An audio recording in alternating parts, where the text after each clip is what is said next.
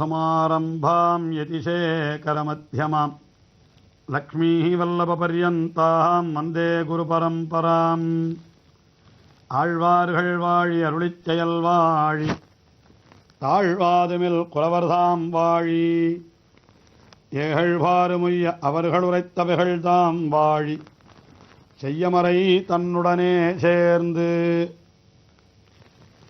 யசோதா பாவனையிலே கண்ணபிரானை அனுபவிக்கின்ற பெரியாழ்வார் கண்ணனை கன்றுகள் மேய்ப்பதற்காக காட்டிற்கு அனுப்பி வைத்த பிறகு யசோதை, ஐயோ கொடிய கானகத்திலே போய் என்னுடைய சிறு குழந்தையான கண்ணனை அனுப்பி வைத்து விட்டேனே, அவன் ஆய்ப்பாடியிலேயே இருந்து கொண்டு இங்கே அவன் தீம்புகளெல்லாம் செய்து கொண்டிருப்பானே, அப்படியெல்லாம் அவனை தீம்பு செய்ய ஒட்டாமல் நான் காட்டிற்கு அனுப்பி வைத்து விட்டேனே என்று தன்னை தானே நொந்து கொள்வதாக அப்படி ஒரு 10 பாசுரங்கள் அருளி செய்கிறார்.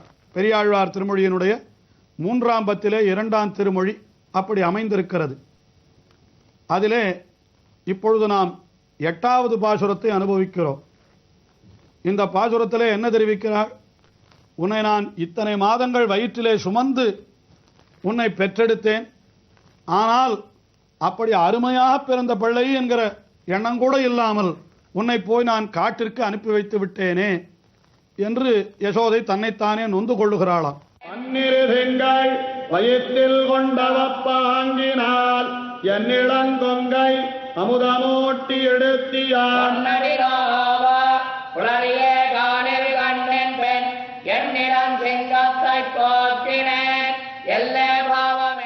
கண்ணபிரானை யசோதை தன்னுடைய கர்ப்பத்திலே கொண்டிருந்தாள் அல்லவா என்றால் கர்ப்பத்திலே அவள் எங்கே கொண்டிருந்தாள் என்று நாம் கேட்கக்கூடாது. உண்மையாக கண்ணபிரானை கர்ப்பத்திலே கொண்டிருந்தவள் தேவகி பிராட்டி தானே என்று கூட கேட்கலாம். ஆனால் இந்த கண்ணனை தனக்கு பிறந்த பிள்ளையாகவே அல்லவோ யசோதை நினைத்திருக்கிறாள். அவளும் கர்ப்பம் தரித்து ஒரு குழந்தையை பெற்றாள். ஆனால் வசுதேவர் அந்த குழந்தையை மாற்றிவிட்டார் என்கிற சரித்திரம் இருந்தாலும் இவள் கண்ணன் தன்னுடைய வயிற்றிலே பிறந்த பிள்ளையாகவே கொண்டுதானே இவள் சொல்லுகிறாள், உன்னை நான் எப்படி பெற்றேன் தெரியுமா? 12 திங்கள் வயிற்றில் கொண்டவப்பாங்கினால் 12 மாதம் சுமந்து பெற்றேன் என்று சொல்லுகிறாள். சாதாரணமாக குழந்தைகள் எல்லாம் கர்ப்பத்திலே 10 மாதங்கள் தான் இருக்கும் என்று சொல்லுவார்கள். ஆனால் பராத்பரனான பகவான் அவன் நமக்காக இந்த உலகத்திலே வந்து பிறக்கின்ற பொழுது இன்னும் 2 மாதங்கள் அதிகமாகவே கர்ப்பவாசம் பண்ணினான். இதைத்தான் நம்முடைய ஆச்சாரியர்கள் வியந்து போற்றுகின்ற பொழுது சொல்லுகின்றார்கள், நாட்டில் பிறந்து படாதனப்பட்டு மனுஷர்க்காய் என்று நம்மாழ்வார் அருளி செய்கின்ற இடத்திலே விளக்கம் கூறுகின்ற பொழுது நம்பிள்ளை தெரிவிப்பர். என்ன தெரிவிப்பர்? மனிதர்களும் படாதவற்றை பகவான் மனிதர்களுக்காக தான் பட்டான். என்ன பட்டான் அப்படி என்றால் அவன் பிறந்ததே நமக்காக பட்டது தானே. அப்படி பிறக்கிற பொழுதும் எப்படி பிறந்தான் என்றால் நாட்டார் 10 மாதம் கர்ப்பவாசம் பண்ணினால் தான் 12 மாதம் கர்ப்பவாசம் பண்ணுகிறான். இந்த கர்ப்பத்திலே இருப்பது என்பது எவ்வளவு பெரிய கொடுமை, எவ்வளவு பெரிய தண்டனை. அங்கே கால்களை நீட்டுவதற்கு முடக்குவதற்கு இடமில்லாமல் அந்த சிறிய குழந்தை அங்கே ஒடுக்கி கொண்டு அப்படி கஷ்டப்படுகிறதா.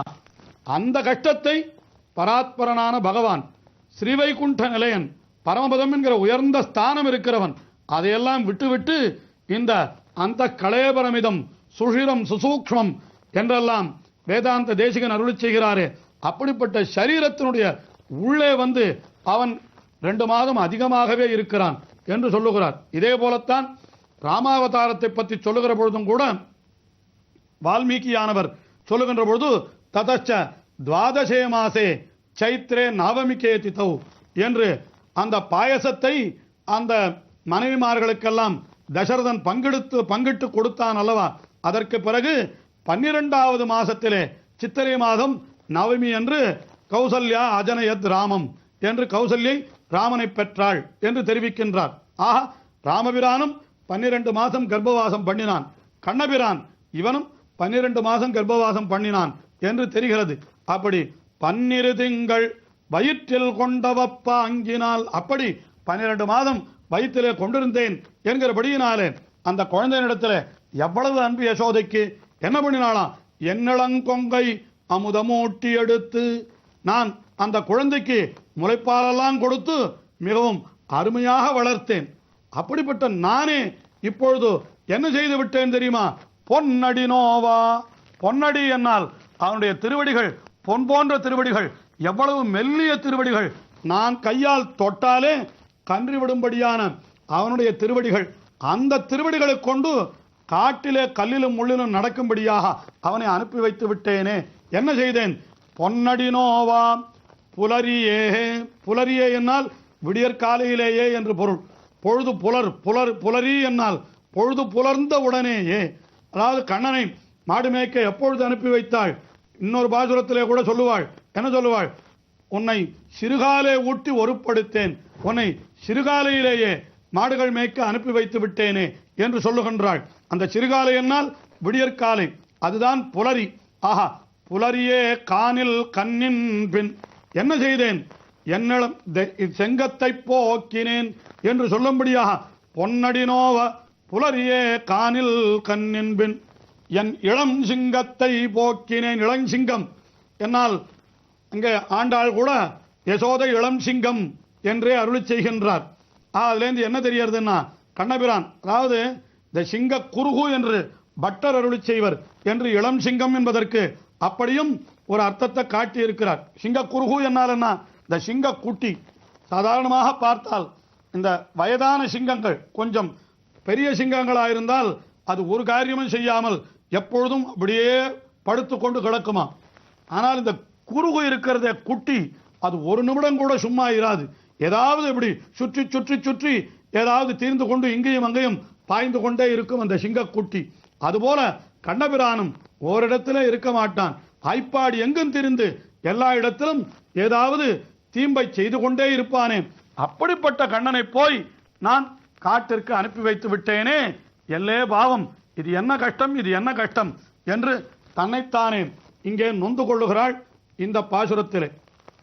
அடுத்தபடியாக 9வது பாசுரத்திலே அப்படித்தான் உன்னை கானகத்திற்கு அனுப்பி வைத்தேன். அந்த பொன்னடி நோவா என்று சொன்னாலே காலில எல்லாம் முள் குத்துமே என்றெல்லாம் அப்படி அக்கறை இருந்தால் என்ன செய்திருக்க வேண்டும்? அவனுக்கு காலிலே முள் குத்தாதபடிக்கு ஒரு செருப்பையாவது கொடுத்திருக்கலாம்.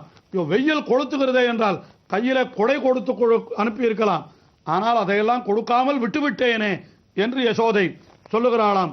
அது அடுத்த 9வது பாசுரம். செருப்பம் கொடாதே தாமோதரனை நான் உடையங்கடியனா ஊர்ணவெம் பரற்களுடை காலடி நோவ கண்ணன் பெண் கொடியனன் பிள்ளையை போக்கினேன் எல்லே பாவமே. குடையும் செருப்பும் கொடாதே. குடையை கொடுத்திருந்தால் வெயிலிலிருந்து தடுத்துக் கொள்ளலாம். செருப்பை கொடுத்திருந்தால் இந்த கல்லும் முள்ளுமாய் இருக்கக்கூடிய அந்த காட்டு வழியிலே ஒருவாறு நடந்தாவது செல்லலாம். ஆனால் விடியற் காலையிலே கண்ணனை மாடு மேய்க்க அனுப்பிக்க வேண்டும் என்கிற பரபரப்பிலே இதையெல்லாம் கூட மறந்து விட்டாளாம். அதை பின்னாலே நினைத்துக் கொள்ளுகிறாள். நான் என்ன செய்தேன், பாவியேன், எப்படிப்பட்ட காரியத்தை செய்து விட்டேன் பாருங்கள். குடையும் செருப்பும் கொடாதே தாமோதரனை. தாமோதரன் என்கிற சொல்லுக்கு என்ன பொருள்? யசோதை தாம்பாலே அவனை உரலிலே கட்டி வைத்தாள் அல்லவா, அந்த தாமா. தாமா என்னால் தாம்பு. அந்த தாம்பினுடைய அடையாளம் வயிற்றிலே பதிந்து விட்டதான் கண்ணனுக்கு. அதை அப்படியே கொண்டிருக்கிறான். அதனால அவனுக்கு தாமோதரன் என்று பெயர்.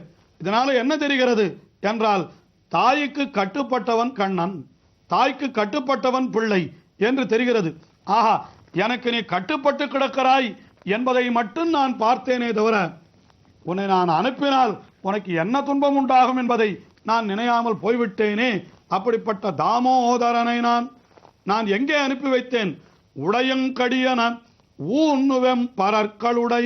மிகவும் கடியன என்னால் உடைந்து, அங்கே கானகத்திலே கற்களெல்லாம் உடைந்து இருக்குமாம். அதாவது வெயில் பட்டு அந்த உஷ்ணத்தாலே பாறைகள் வெடித்து அவர்களெல்லாம் சிதறி கிடக்கின்றனவாம். அது கடியன ஊன்று வெம் பரற்கள் உடையனால், அதாவது பரற்கள், அதாவது பரல்கல் என்று சொல்லுகிறோமே, அதுபோல அந்த பரற்கள் என்னால் அங்கே இருக்கக்கூடிய மிகவும் நுண்ணிய பருக்கான் கற்கள், அதெல்லாம் காலிலே எப்படியெல்லாம் குத்தும் என்று நினைத்து பார்க்கிறாள்.